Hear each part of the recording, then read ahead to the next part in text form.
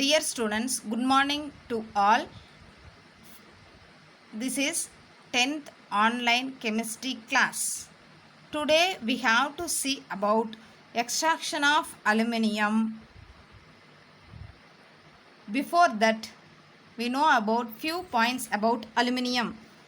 That aluminium symbol is Al and atomic number is 13.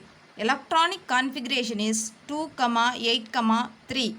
In outer cell, there is a 3 electron, so aluminium valency is 3. So now we go to class session 5, extraction of aluminium, where the aluminium will be presented in the periodic table. In periodic table, the aluminium is presented in third period and third A group. That is, there are 7 periods and 18 groups are there. You see here the first period. This one is second period and this one is third period. See here, this one is first group and this one is second group and this one is third group. So aluminium is presented in third period and third A group.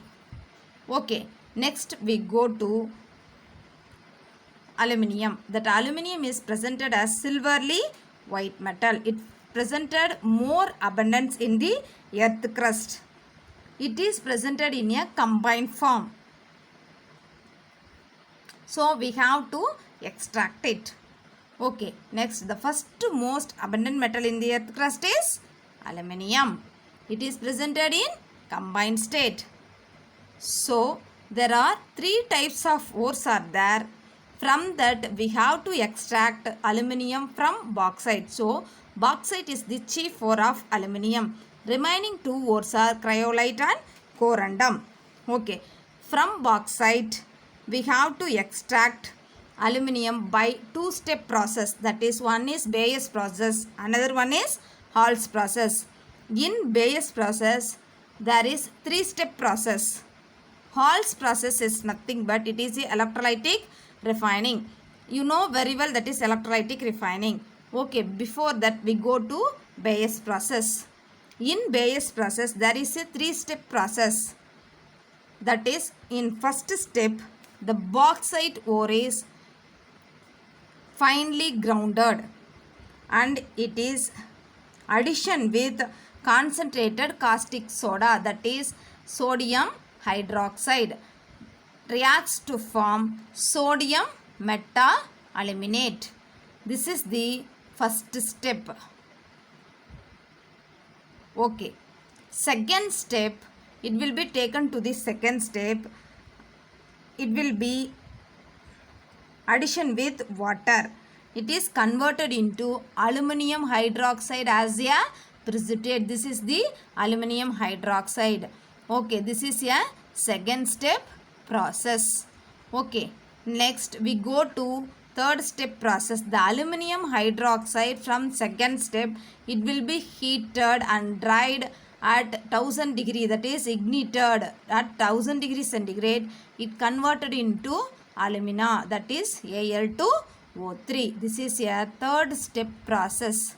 So in final process it will be converted into alumina. So bauxite, the end product is alumina. Okay, next we go to electrolytic refining. You know very well, in electrolytic refining we must have cathode, anode and electrolyte. Here cathode is steel shell that is coated with graphite. You know, see here, you know that steel cell that is coated with graphite. Graphite is nothing but it is a carbon. Okay, next we go to anode. You know very well, a bunch of graphite rod. See here, a bunch of graphite rod that is ignited in the electrolyte. This is electrolyte. Okay, next, what is the electrolyte presented in it? That is molten alumina and cryolite and fluorspar. These two combine together to make a electrolyte. Okay, now the temperature is increased to 900 degree, that is 900 to 950 degree Celsius. Okay, 950 degree Celsius. The current is passes through is 5 to 6 voltage. Current will be passes through in the electrolytic process. Now the alumina is converted into or reduced to aluminum and oxide, that is oxygen. The oxygen is liberated at anode. In anode the graphite is presented. So the graphite addition with oxygen to form carbon dioxide. This carbon dioxide will be liberated. So the graphite rod is destroyed when the process will be going on. So it will be replaced often. So they asked the question, why graphite rod is replaced often in electrolytic refining of aluminium? So you give the answer. Okay, next we go to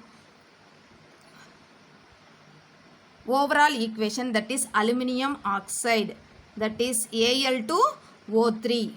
Al2O3, how it will be converting?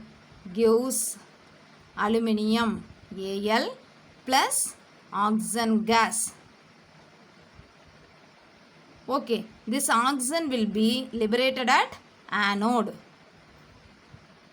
Okay, so aluminium oxide is reduced as aluminium in Hall's process. So now you have to know about the extraction of aluminium by two-step process, that is Bayes and Hall's process, very clearly.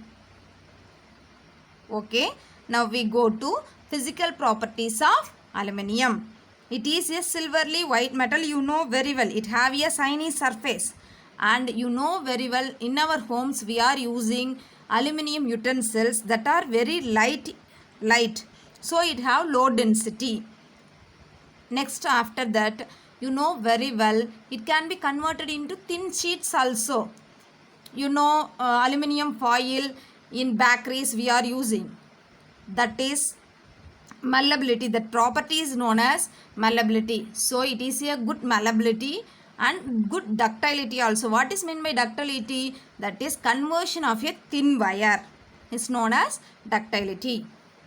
Okay, next, it conduct heat and electricity. The melting point of aluminium is 660 degree centigrade. The melting point of aluminium is 660 degree centigrade.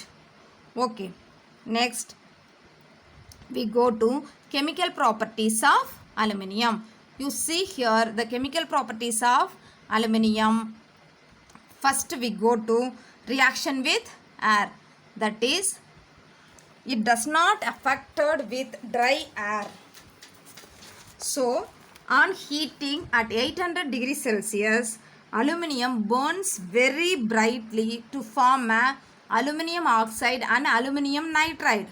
You see here, you well known that aluminium reacts with oxygen. Aluminium reacts with oxygen to form a aluminium oxide. The same way the aluminium reacts with nitrogen to form aluminium nitride. Okay, next we go to reaction with water. Okay, now you see reaction with water. It's the same way water does not react with aluminium.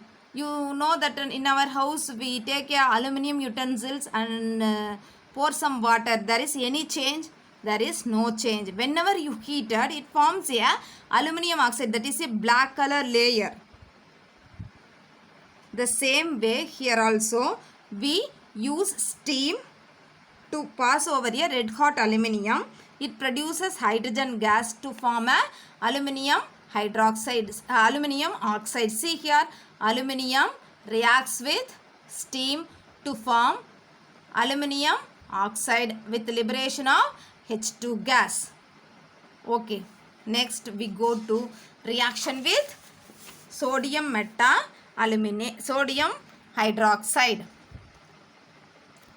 See here, you know very well it reacts with sodium hydroxide. See, aluminium reacts with caustic soda to form a aluminate, that is sodium meta-aluminate. See here, sodium meta-aluminate. Reaction with acid, with dilute and concentrated acids, it always liberates hydrogen gas, that is HCl.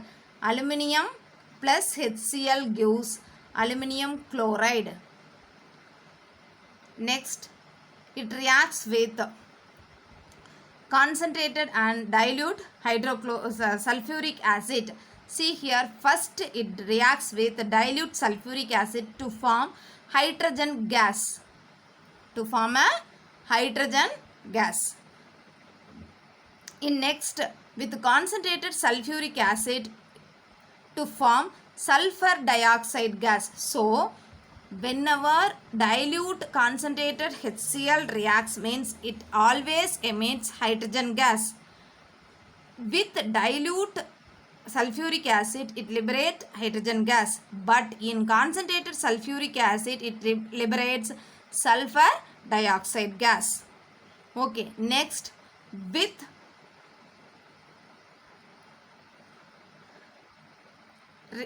reduction action. So, this is nothing but it is a aluminothermic process. That is, aluminium is a strong reducing agent. So, it reduces iron oxide as iron, that is metallic oxide into metal. Metallic oxide is Fe2O3. It reduces as Fe. So, in this reaction, the heat will be liberated. So, it is called as aluminothermic process. Okay, next, it does not react with concentrated nitric acid because it is passive due to the formation of aluminium oxide. Passive of aluminium oxide is a protective layer of aluminium, so it does not allow the nitric acid to react it. Okay, next we go to uses of aluminium. In this, it is used as household utensils. It is used in electric cable and industries. Okay, to make aeroplanes and other machinery parts. Okay, students, today's session will be over. Tomorrow we will meet.